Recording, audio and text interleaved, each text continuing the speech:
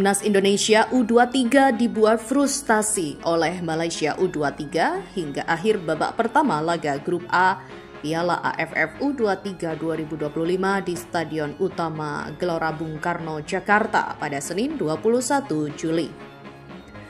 Di awal babak pertama, Indonesia lebih mendominasi penguasaan bola. Tim Garuda Muda terlihat tenang dan tidak terburu-buru dalam membangun serangan. Umpan-umpan pendek jadi andalan Indonesia. Malaysia beberapa kali mampu membangun serangan saat laga berjalan 10 menit. Tapi, lini pertahanan Indonesia dengan tenang meredam serangan Malaysia. Shot on target pertama Indonesia terjadi pada menit ke-16. Sayang, tendangan Raihan Hanan dari luar kotak penalti terlalu lemah setelah situasi lemparan ke dalam yang dilakukan Robby Darwish. Dominasi permainan terus dipegang Indonesia hingga laga memasuki menit ke-30. Namun, tim asuhan Kral Van den Boeck terlihat tidak tenang ketika menguasai bola di sepertiga akhir pertahanan Malaysia. Absennya Arhan Fikri membuat Indonesia terlihat kurang tenang saat menguasai bola.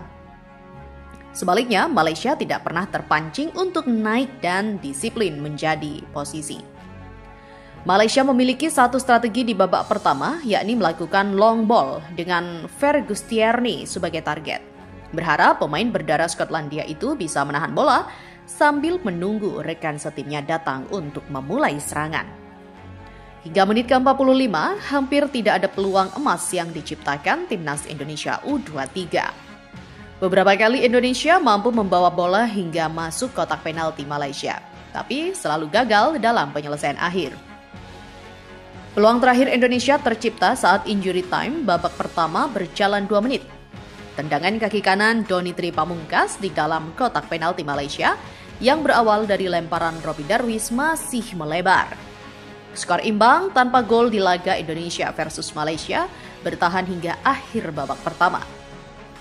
Timnas Indonesia U23 hanya butuh hasil imbang melawan Malaysia untuk menjadi juara Grup A dan lolos ke semifinal Piala AFF U23 2025. Di babak kedua, Timnas Indonesia U23 tetap mendominasi pertandingan, namun tetap sama. Timnas Indonesia U23 masih sangat kesulitan mencetak gol.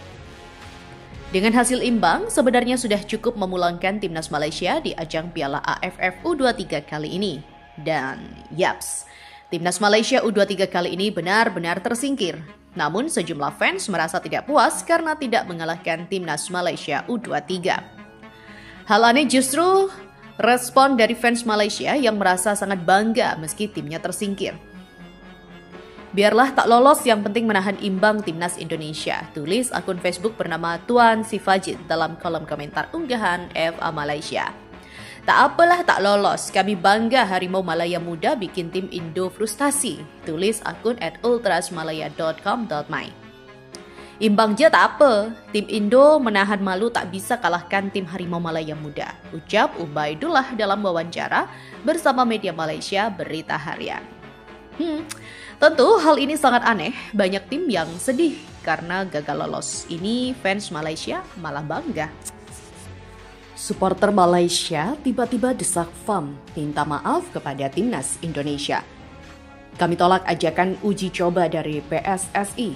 Ujung-ujungnya, warga dari negeri jiran desak FAM selaku Federasi Sepak Bola Malaysia agar meminta maaf kepada PSSI dan juga Timnas Indonesia. Pasalnya, kini mereka berubah pikiran dan ingin mengadakan pertandingan persahabatan dengan Timnas Indonesia setelah sebelumnya ditolak. Ketua Umum PSSI Erick Thohir beberapa waktu lalu pernah mengutarakan niatnya untuk mengundang Malaysia dalam mini turnamen yang digelar oleh Timnas Indonesia. Rencananya, mini turnamen tersebut akan dihelat pada FIFA Matchday bulan September 2025 nanti, sekaligus ajang persiapan skuad Garuda jelang kualifikasi Piala Dunia 2026. Akan tetapi, pelatih Malaysia Peter Klamovski dengan tegas menolak ajakan Timnas Indonesia itu.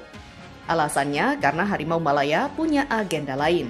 Usut punya usut, FAM selaku Federasi Sepak Bola Malaysia sudah mengajukan diri untuk terlibat dalam turnamen regional Asia Tengah atau Piala KAFA 2025. Malaysia bahkan sudah tergabung di grup B Piala KAFA 2025 bersama Iran, Tajikistan, dan Afghanistan. Rencananya, turnamen ini berlangsung pada 29 Agustus sampai 8 September.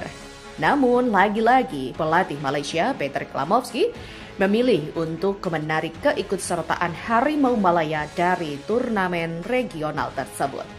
Dikutip dari media lokal, Peter Klamovski beralasan bahwa Piala KAFA 2025 tidak masuk ke agenda FIFA, sehingga pemain Malaysia yang abroad akan sulit dikumpulkan.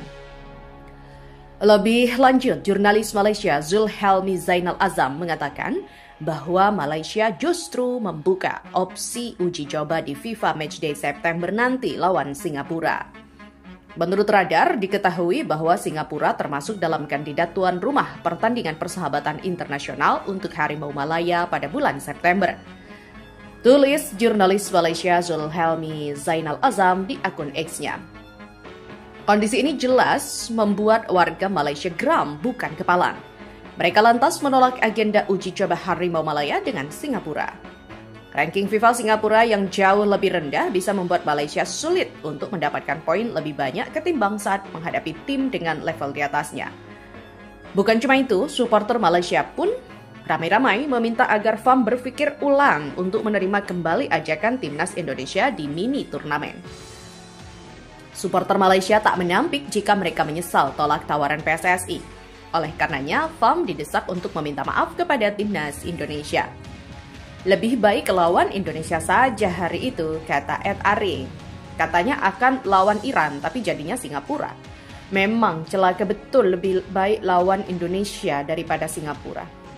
Jadi malas mau nonton sepak bola Malaysia sekarang, ujar akun dari Ten. FAM menolak undangan Indonesia untuk pertandingan persahabatan. FAM mengundurkan diri dari Piala KAFA. Ini menunjukkan rasa tidak hormat kepada KAFA. FAM kini berencana untuk mengadakan pertandingan persahabatan melawan Singapura. Jelas Ed Eko. Itulah beberapa komentar netizen dari Malaysia terkait dengan FAM. Dan kita beralih pada berita selanjutnya, meredup di negeri Sakura ini fakta terkait Sandy Walsh. Ya, pemain timnas Indonesia Sandy Walsh kembali tak masuk starting squad Yokohama Marinos saat melawan Nagoya Grampus. Bek timnas Indonesia itu semakin jarang dimainkan dan kehilangan tempat di tim utama klub Jepang.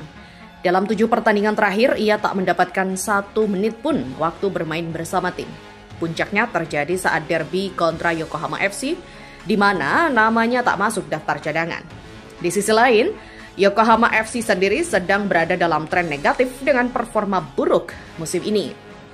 Hingga pekan ke-24, klubnya hanya mengoleksi 4 kemenangan dari total 23 pertandingan. Pada awal musim, Sandy Walsh diproyeksikan sebagai solusi lini belakang klub yang mulai rapuh. Namun, ex-pemain KV Mechelen itu baru tampil 8 kali tanpa kontribusi signifikan sepanjang musim ini. Imbas dari hal itu, membuat namanya dikaitkan dengan wacana pulang ke Indonesia. Kepulangan ini disebut mengikuti jejak beberapa pemain abroad lain yang kembali ke Liga 1. Langkah ini juga menimbulkan pro kontra di kalangan pengamat sepak bola. Beberapa menilai kepulangannya strategis, sedangkan lainnya mengkhawatirkan penurunan kualitas kompetitif.